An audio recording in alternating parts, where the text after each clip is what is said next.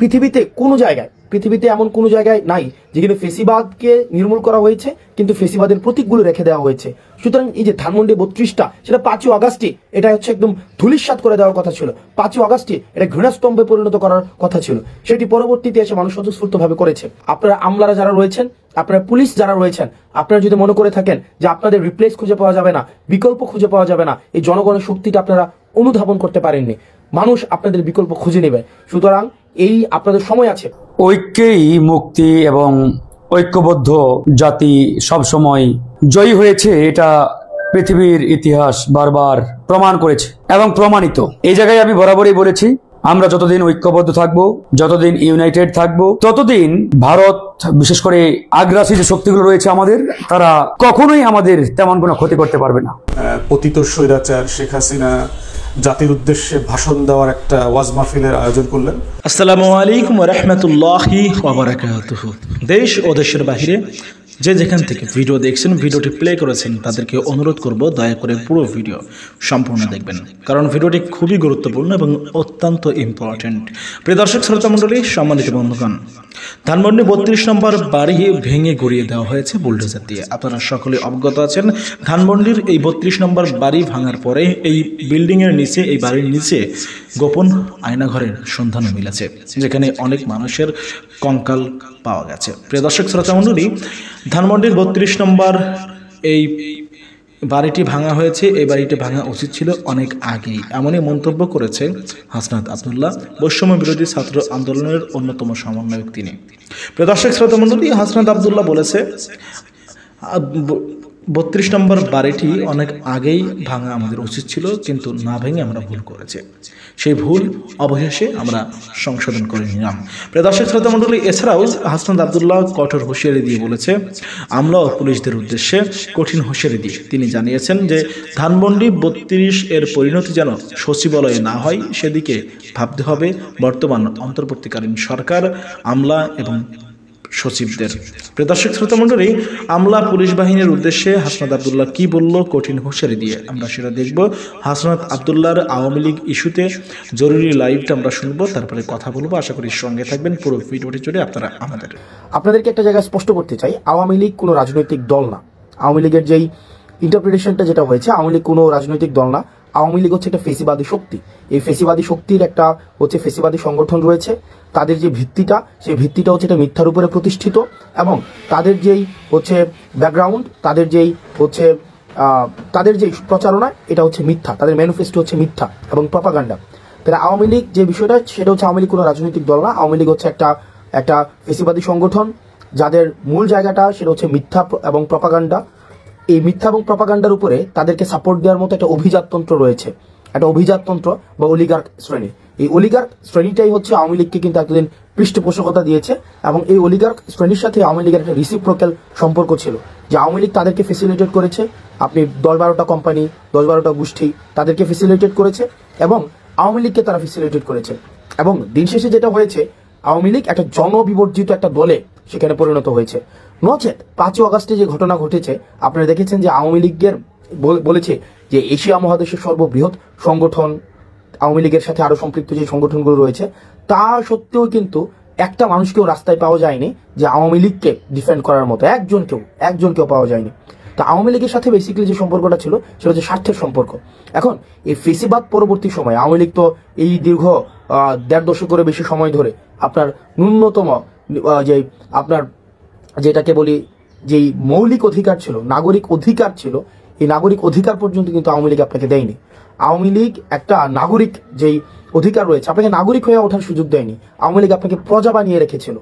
একটা মানুষ যে নাগরিক হয়ে উঠবে, নাগরিকের সাথে রাষ্ট্রের কিছু কমিটমেন্ট রয়েছে, নাগরিকের সাথে রাষ্ট্রের কিছু আপনার লিগ্যাল কিছু কমিটমেন্ট রয়েছে। এই কমিটমেন্টের মধ্য দিয়ে জনগণ নাগরিক হয়ে ওঠে। আওয়ামী লীগ কিন্তু একটা মানুষকে নাগরিক হিসেবে কখনোই স্বীকৃতি দেয়নি। আওয়ামী লীগ প্রজা বানিয়ে রেখেছে এই দীর্ঘ 1.5 দশকের বেশি সময় ধরে। এখন আজকে এই 1.5 দশকের বেশি সময়ের পরে আমরা যেটা হচ্ছে যে আওয়ামী লীগের সাথে আমাদের সম্পর্কটা কেমন হবে। আওয়ামী লীগের সাথে আমাদের সম্পর্কটা দেখেন, আমরা এই বিষয়টা খুবই স্পষ্ট যে আমরা পোস্ট আওয়ামী সিচুয়েশন এখন রয়েছে। আওয়ামী লীগ বর্তমান বাংলাদেশে অপ্রাসঙ্গিক। আওয়ামী লীগ বর্তমান বাংলাদেশে যদি প্রাসঙ্গিক থাকতোই তাহলে 5ই আগস্ট হতো না। আপনি দেখেন যে ধানমন্ডি 32 আওয়ামী লীগের কিবলা বলা হয়, আওয়ামী লীগের তীর্থস্থান বলা হয়। এই যে আওয়ামী লীগের তীর্থস্থানকে মানুষ স্বপ্রণিধিতভাবে আপনাদের ভেঙে ঘুরিয়ে দিয়েছে। আপনি পেয়েছেন আওয়ামী লীগের কাউকে যে এটাকে আটকানোর জন্য? কাউকে পান নাই, একজনকেও পান নাই। এখন দেখেন আওয়ামী লীগের যে মিডিয়া সন্ত্রাস রয়েছে, বট বাহিনী রয়েছে, আওয়ামী লীগ যে আপনার 260 বিলিয়নের বেশি টাকা বিদেশে পাচার করেছে, সেগুলোর অর্থায়নে এখনো পর্যন্ত কিন্তু এই রাষ্ট্রের এগেনস্টে ষড়যন্ত্র অব্যাহত রয়েছে। আপনার আমার জায়গা থেকে আমাদের একটি বিষয় খুবই স্পষ্ট করতে হবে। আমরা দুইটা দলে আমাদেরকে ভাগ করে নিতে হবে। এক হচ্ছে নির্যাতক এবং নিপীড়ক, একটা হচ্ছে নির্যাতিত এবং নিপীড়ক, এই দুই দলে ভাগ। একটা হচ্ছে নির্যাতক এবং হচ্ছে নিপীড়িত, দুইটা শ্রেণীতে ভাগ। আমরা ছিলাম নির্যাতিত, নিপীড়িত, আর আওয়ামী লীগ হচ্ছে কি নির্যাতক এবং নিপীড়ক। এবার আসেন এই নির্যাতক এবং নিপীড়কের এই একটা ক্লাসে কে পড়তেছে, একটা ক্লাসে আওয়ামী লীগ পড়তেছে। আর নির্যাতিত এবং নিপীড়িতর ক্লাসে কে পড়তেছে? নির্যাতিত এবং নিপীড়িত যারা ছিল এই দীর্ঘ 1.5 দশকের বেশি সময় ধরে, তাদের মধ্যে দেখবেন বিএনপি ছিল, বাংলাদেশ জামাত ইসলামী ছিল, এবং অন্যান্য ফেসিবাদ বিরোধী যে রাজনৈতিক যে দলগুলো তারা ছিল, তারা সবাই হচ্ছে নির্যাতিত এবং নিপীড়িত। অন্যদিকে নির্যাতকের ভূমিকায় কে ছিল? নির্যাতকের ভূমিকায় আওয়ামী লীগ ছিল। সুতরাং সেই জায়গা থেকে এখনো পর্যন্ত আমাদের যে লড়াইটা, পোস্ট আওয়ামী লীগ পরবর্তীতে আমাদের যে লড়াইটা, এই লড়াইটা কিন্তু বিএনপির সাথে আমার লড়াই না, বাংলাদেশ জামাত ইসলামের সাথে আমার লড়াই না, বরং আমাদের এখানে ক্লাসিফিকেশনটা খুবই স্পষ্ট। সেটা হচ্ছে যে নির্যাতকের বিরুদ্ধে আমাদের নির্যাতিতদের লড়াই। অর্থাৎ এই যে দীর্ঘ 1.5 দশকের বেশি সময় ধরে যারা নির্যাতিত হয়েছে, তারা একত্রিতভাবে আওয়ামী লীগের বিরুদ্ধে তাদের লড়াইটা অব্যাহত রাখবে। এবং 5ই আগস্ট পরবর্তী যে বাংলাদেশে রয়েছে, এই বাংলাদেশে এই নির্যাতিত শ্রেণীটা বা যেই মজলুম শ্রেণীটা, তাদের মধ্যে মতপার্থক্য থাকতে পারে, তাদের মধ্যে পলিসি ডিসকাশন হবে, তাদের মধ্যে টেবিল টক হবে, তাদের মধ্যে বিভিন্ন বিষয়ে ডিসএগ্রিমেন্ট হবে, তাদের মধ্যে এই জিনিসগুলো অব্যাহত থাকবে। কিন্তু নিপীড়ক এবং নির্যাতকের ভূমিকায় যে আওয়ামী লীগ ছিল, এই আওয়ামী লীগ 5ই আগস্ট পরবর্তী বাংলাদেশে কোনো অর্থেই প্রাসঙ্গিক নয়। এখন আসেন আওয়ামী লীগ, আপনি একটা জিনিস দেখবেন, এই যে দীর্ঘ 1.5 দশকে আওয়ামী লীগ যে নির্যাতন নিপীড়ন করেছে, আপনি দেখেন তো, আপনি খুব পাশের একজন ছাত্রলীগের একটা ছেলে বা আওয়ামী লীগের একটা ছেলের সাথে কথা বলে দেখেন, তাদের মধ্যে ন্যূনতম আপনার সরি ফিলিংস নাই, অ্যাকনোলেজমেন্ট নাই, তাদের মধ্যে কোনো ধরনের, আপনি অপরাধ যদি ক্ষমা করতে হয় আগে আপনাকে স্বীকার করতে হবে এটা একটা অপরাধ ছিল, একটা ক্রাইম ছিল, আমি এই ক্রাইমটা করেছি, এই স্বীকৃতিটা অন্তত আপনাকে দিতে হবে। আপনি দেখেন Awami League as a party, fine, Awami League as a party হিসেবে তাদের মধ্যে এই ফিলিংসটা নাই, বা আওয়ামী লীগের যারা নেতাকর্মী রয়েছে তাদের মধ্যেও কিন্তু এই ফিলিংসটা নেই, একটা মানুষের মধ্যেও কিন্তু এই ফিলিংসটা নাই। বরং এত মানুষকে হত্যা করার পরেও তারা এখনো পর্যন্ত হুমকি ধামকি হচ্ছে দেখে নেওয়া হবে, তুলে নেওয়া হবে, একদিন সময় আসুক তোদেরকে মেরে ফেলা হবে, তোদেরকে বাসায় থাকতে দেওয়া হবে না, এই জিনিসগুলো কিন্তু এখনো পর্যন্ত অব্যাহত রেখেছে।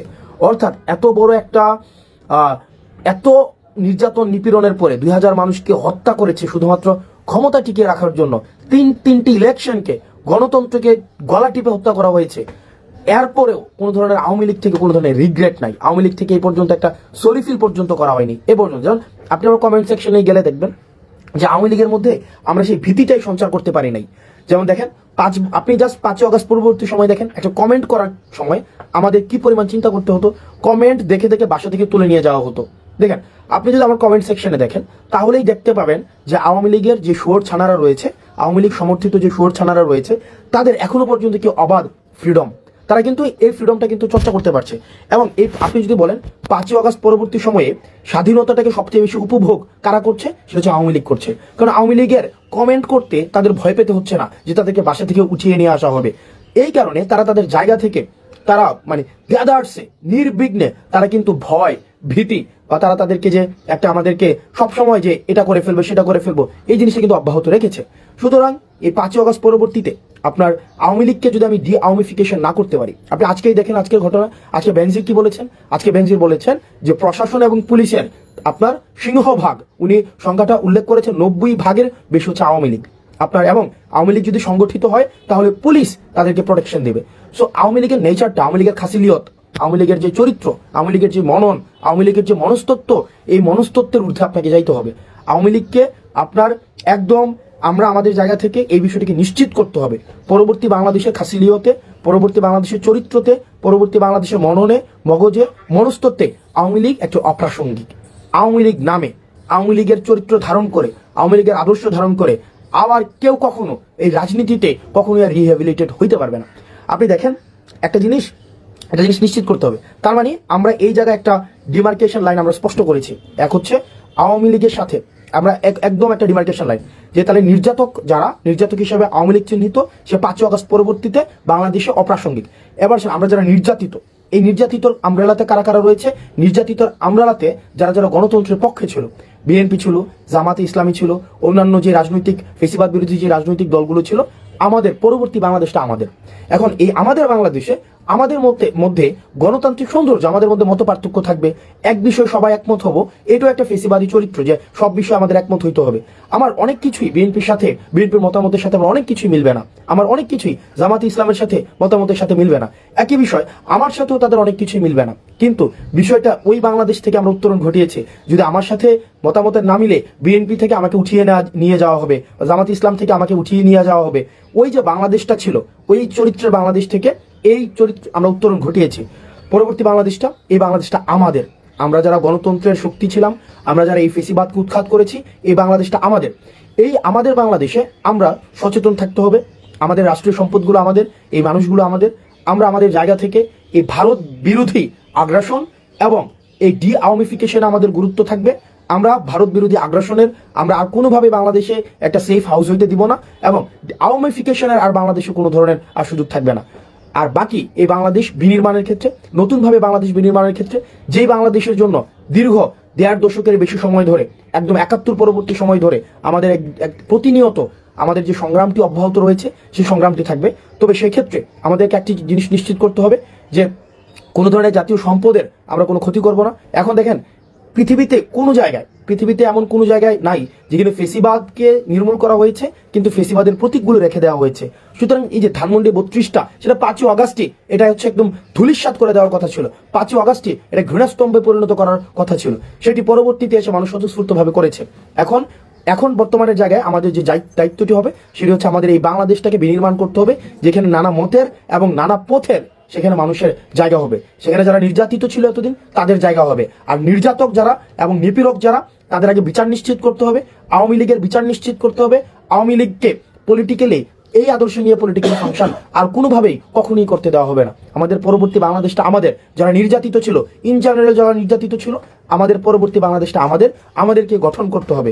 আমাদের মনে রাখতে হবে এই তরুণদের যেই আমাদের জোশ রয়েছে এবং আমাদের প্রবীণদের যে হোশ রয়েছে, আমাদের তরুণদের জোশ এবং প্রবীণদের হোশ, এই দুইটা সংমিশ্রণে আমাদের পরবর্তী বাংলাদেশ গঠিত হবে। তরুণদের বুদ্ধিদীপ্ত এবং তেজদীপ্ত যে ভূমিকাটি রয়েছে, প্রবীণদের যে বুদ্ধিদীপ্ত ভূমিকাটি রয়েছে, সেটির সংমিশ্রণে পরবর্তী বাংলাদেশ আমাদের বিনির্মাণ হবে। এবং একটি বিষয় নিশ্চিত করতে হবে, আমরা আওয়ামী লীগকে রাজপথে আমাদের প্রতিহত করতে হবে। আওয়ামী লীগ পরবর্তী বাংলাদেশে পলিটিক্যালি ফাংশন করবে না, কখনোই করবে না। আমাদেরকে তাদেরকে আগে সরিফিল করতে হবে, তাদের বিচারের সম্মুখীন করতে হবে, বিচার প্রক্রিয়ার মধ্য দিয়ে আওয়ামী লীগকে নিষিদ্ধ করতে হবে। এর পরবর্তীতে আওয়ামী লীগের যেই অন্যান্য যে সমর্থক রয়েছে, আওয়ামী লীগের তো একটা সমর্থক একটা অংশ রয়েছে, রিকনসিলিয়েশন প্রক্রিয়ার মধ্য দিয়ে তারা কিভাবে সমাজের মূলধারায় ফিরতে পারে সেটি আলোচনা সাপেক্ষে নির্ধারিত হবে। সে পর্যন্ত আমাদের একটি বিষয় নিশ্চিত করতে হবে, যেটি বারবার বলছি, এই বাংলাদেশটা আমাদের, এই বাংলাদেশটা আমাদেরকে ধারণ করতে হবে, এই ভূখণ্ডটাকে আমাদেরকে ধারণ করতে হবে।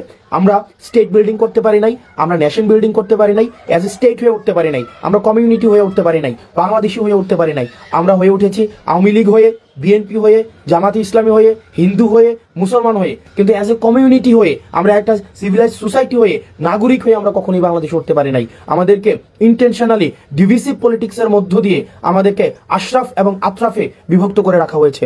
আমাদের এই ভূখণ্ডের আমাদের দখলদারিত্ব নিতে হবে, এই ভূখণ্ডকে আমাদেরকে ধারণ করতে হবে এবং আমাদেরকে নাগরিক হয়ে উঠতে হবে। এই আওয়ামিফিকেশন প্রত্যেকটা পর্যায় থেকে আমাদের চলমান রাখতে হবে। এবং যারা আমলা রয়েছেন এবং পুলিশ প্রশাসনে রয়েছেন, আপনাদেরকে একটা বিষয়ে সতর্ক করতে চাই এবং এই বিষয়তে অনুরোধ করতে চাই। আপনাদের প্রচলিত যে আওয়ামী লীগীয় যে কালচার ছিল, চেষ্টা, তদবির, দুর্নীতি, গুম, খুন, হত্যা, নিপীড়নে, সেখানে আপনাদেরকে স্ট্রেফ একজন হাতিয়ার হিসেবে ব্যবহার করা হয়েছে। এই জিনিসটা বুঝুন। আপনারাও আপনাদের যেই যথাযথ জায়গা, যে এন্টাইটি, সেটাকে আপনারা বুঝে নেন। জনগণের দখলদারিত্ব আপনারা বুঝে নেন। আপনারা রাষ্ট্র জনগণের কাছে অ্যাকাউন্টেবল, এই জিনিসটাকে আপনারা ওন করেন। আপনারা মানুষকে সার্ভ করতে আসছেন, আপনারা committed two people, not committed two political party. এই জিনিসটাকে ওন করুন। আদারওয়াইজ ধানমন্ডি 32 যেটা হয়েছে, জনগণ, এই জনগণ এবং নাগরিক সবচেয়ে শক্তিশালী রাষ্ট্রের কোনো এজেন্সি, জিজিএফআই বলেন, আর্মি বলেন, সেনাবাহিনী বলেন, হাসিনা বলেন, গণভবন বলেন, জনগণ থেকে বেশি শক্তিশালী হয়ে কেউ উঠতে পারবে না।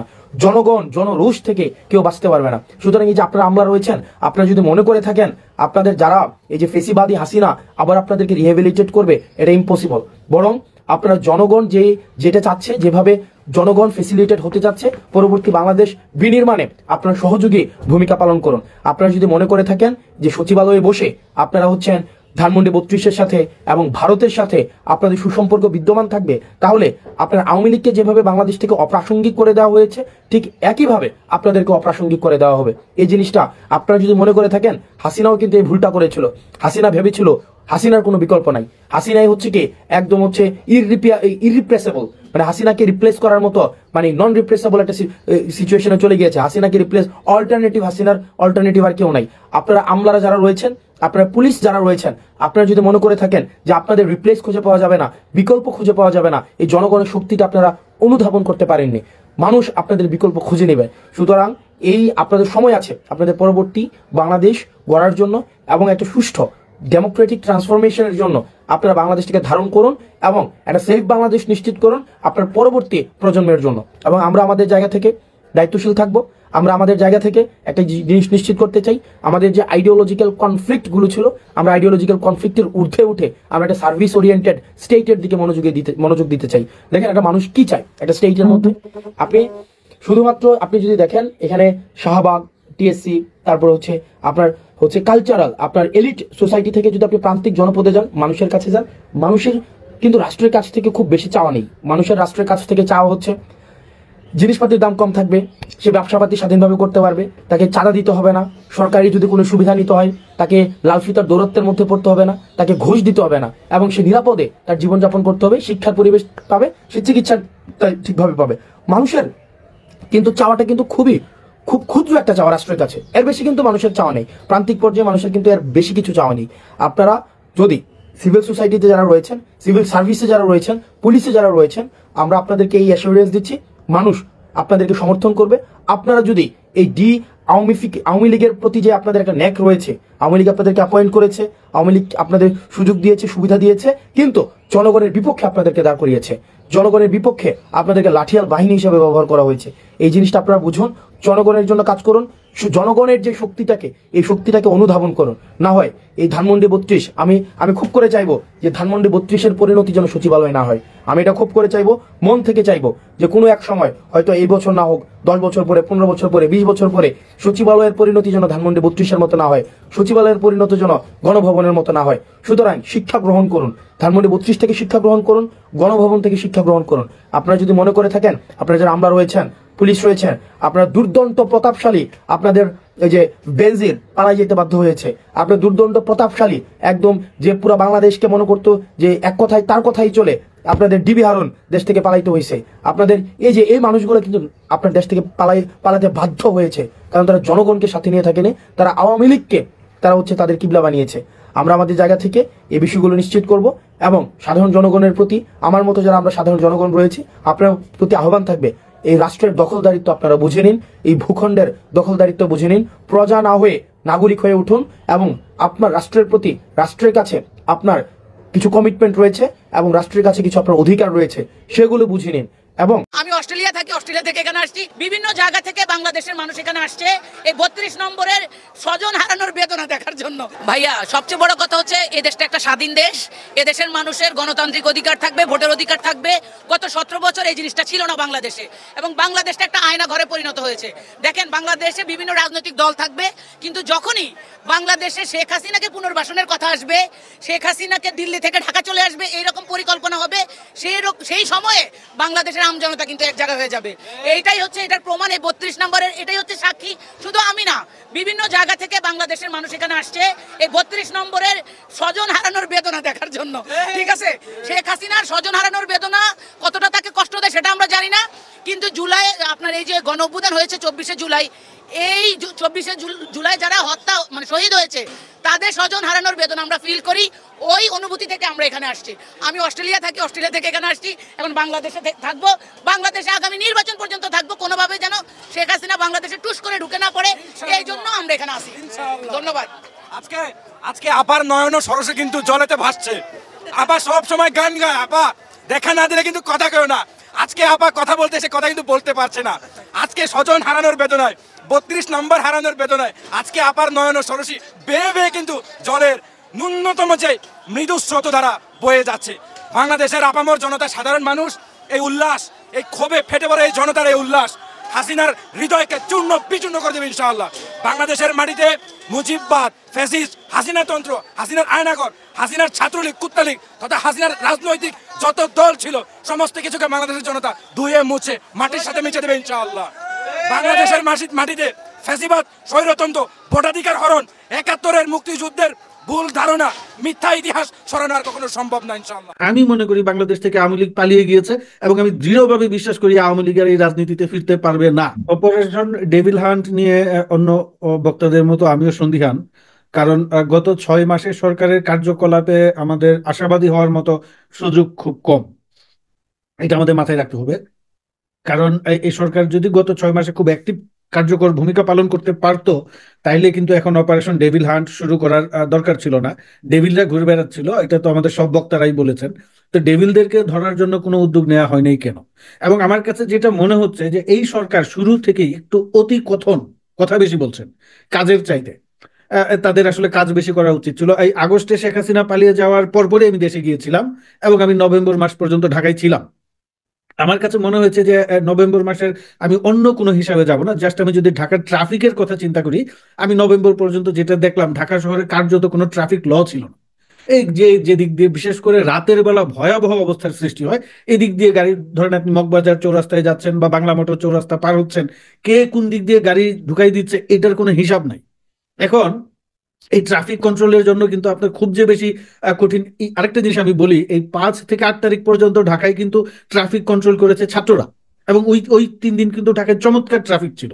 এরপরেই যখন সরকার দায়িত্ব নিল, ছাত্ররা চলে গেল ঘরে, এই যে একটা হযবরল পরিস্থিতি তৈরি হলো। এখন এই ট্রাফিক কন্ট্রোল করাটা খুব কঠিন কাজ না, এরা যদি চাইতো।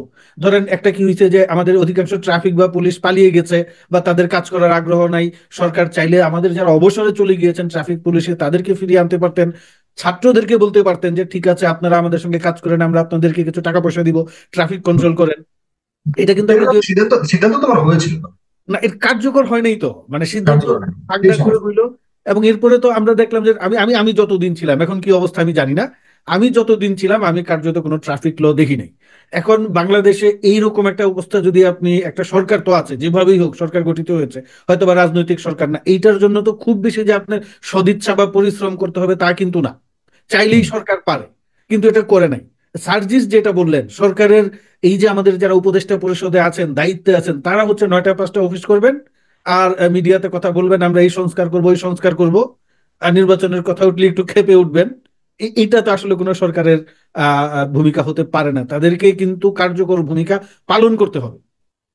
তো আমি যেটা বলবো, কিন্তু আমি আবার ইসমাইল সম্রাটের সঙ্গে দ্বিমত পোষণ করছি, তাই বলে আমরা এই সরকারকে পদত্যাগ করতে বলবো না, তাহলে আরেকটা জটিলতায় তৈরি হবে। এই সরকার আমাদের, আমরা কিন্তু শেখ হাসিনার বিরুদ্ধে আন্দোলন করে যে আমরা তাকে দেশ থেকে পালাতে বাধ্য করেছি, এরপরে এই সরকার গঠিত হয়েছে। এই সরকার আমাদের, এই সরকারকে আমাদের সহায়তা করতে হবে এবং এই সরকারকে বাধ্য করতে হবে আলোচনার ভিত্তিতে যে আপনাদের এটা করতে হবে, সেই জায়গায় আমাদের যেতে হবে, সেই আস্থার জায়গাটা আমাদেরকে গড়ে তুলতে হবে। আর দ্বিতীয়ত আমি যেটা বলবো, সার্জিস যেটা বললেন যে উনার দেখলাম যে সরকারের খুব সমালোচনা করলেন।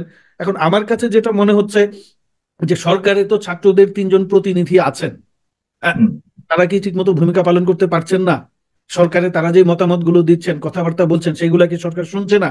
আমাদের কাছে পরিষ্কার না। কারণ আমি তো আশা করি যে, আমি তো মনে করি যে ছাত্র যে 3 জন প্রতিনিধি আছেন তারা জনগণের প্রতিনিধিত্ব করছেন, এই আগস্ট বিপ্লবের প্রতিনিধিত্ব করছেন। তারা, তাদের যে নেতৃত্ব, তাদের যে পরিচয়, একটা গণ আন্দোলনের মধ্য দিয়ে গড়ে উঠেছে, তাদের একটা গণচরিত্র আছে, তারা গণমানুষের প্রতিনিধিত্ব করছেন। আমি তো আশা করি যে তারা নিশ্চয়ই সরকারে যখন কথা হয় গণমানুষের কথাগুলো বলছেন। এখন সরকার কি সেটা আমলে নিচ্ছে না? তাদের কথাবার্তা কি বাস্তবায়িত হচ্ছে না? কারণ এটা তো খুবই দুঃখজনক। সার্জিস যেটা বললেন যে গাজীপুরে ঘটনা ঘটার পরে তিনি দৌড়ে গিয়েছেন, আমি বলতে ভুলে গিয়েছি, সার্জিসকে শুভেচ্ছা। সার্জিস নতুন জীবনে প্রবেশ করেছেন, তো আমরা তার এই নতুন জীবনের সুখী সমৃদ্ধি জীবন কামনা করি। তো দেখেন এই অবস্থায় কিন্তু সার্জিস খুব দ্রুত চলে গেলেন তার সঙ্গী সাথী বন্ধুদের নিয়ে, রাতেই চলে গেলেন। আমি দেখেছি কালকে রাত্রে, আমি ওনার ফেসবুকে দায়িত্ব করার কথা ছিল ষষ্ঠ উপদেষ্টা। হ্যাঁ, সেটাই বলছি আমি। উনি যাচ্ছেন, স্বরাষ্ট্র উপদেষ্টা পরদিন সকাল পর্যন্ত জানেই না সরকার জানতে পারছে না, এটা খুবই একটা আশ্চর্যজনক কথাবার্তা। এখন সরকারে তো তাদের প্রতিনিধি আছে, তাদের কি কথাবার্তা হয় না? আমার মনে হচ্ছে এই দূরত্বগুলো কমিয়ে আনতে হবে, কাজ করতে হবে। আর আরেকটা কথা হচ্ছে যে গাজীপুরে যখন তারা শুনতে পারলো যে আখম ও মোজাম্মেল হকের বাড়িতে ডাকাতি হচ্ছে, ছাত্ররা যে দৌড়ে চলে গেল, এই জায়গায় তাদেরকে সতর্ক হতে হবে। তারা নিজেরা না গিয়ে তারা সঙ্গে পুলিশ বা সেনাবাহিনী বা যৌথ বাহিনীর যারা ছিল তাদেরকে সঙ্গে নিয়ে যেতে পারতেন, তাহলে কিন্তু এই দুর্ঘটনাটা ঘটতো না। আর ঠিক। পরিশেষে আমি যেটা বলবো যে বিভিন্ন যে রাজনৈতিক দলগুলো আছে, বিএনপি আছে, জামায়াত ইসলামী আছে, মানে ছাত্রদের একটা দল হবে বা গণ অধিকার পরিষদ আছে, যারা বিপ্লবের সপক্ষের শক্তি, আমি তাদেরকে বলবো যে আপনারা নিজেরা নিজেদের বিরুদ্ধে কাদা ছোড়াছুড়ি না করে, বিএনপি কে প্রতিপক্ষ না মনে করে, বা ছাত্রদের যে নতুন দল হচ্ছে তাদেরকে প্রতিপক্ষ না করে, জামায়াত ইসলামীকে প্রতিপক্ষ মনে না করে আপনারা নিজেরা নিজেদের রাজনীতিটা করেন। বিএনপি যদি টেম্পো স্ট্যান্ড দখল করে থাকে, বিএনপি যদি চাঁদাবাজি করে, বিএনপি যদি দখলদারি করে, ভোটে সেটার তারা ভোগ করবে, Reflection. জনগণ সেই দায়িত্ব নিবে।